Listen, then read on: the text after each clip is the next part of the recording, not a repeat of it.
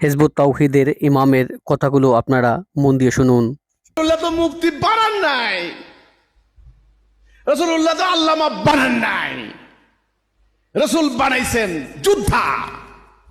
ঘরে ভাত নাই, তলোয়ার ঠিক আছে, মাথায় হেলমেট, প্রতিদিন তলোয়ারকে একবার পরিষ্কার করে। নিজের শরীরের গোসলের পরিষ্কারের দিকে নজর নাই, কিন্তু তলোয়ার খানাতে জানে এই তলোয়ার আমার ইজ্জত, তলোয়ার আমার ভবিষ্যৎ, তলোয়ার আমার সম্মান।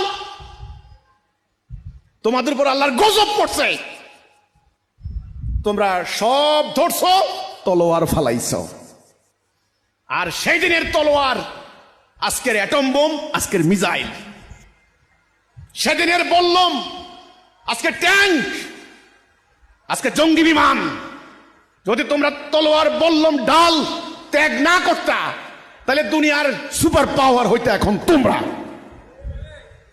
হিজবুত তাওহীদকে 30টা বছর এই সত্য বুঝাই দিয়া গেছেন একজন মানুষ, কিন্তু কয়জন বুঝলো?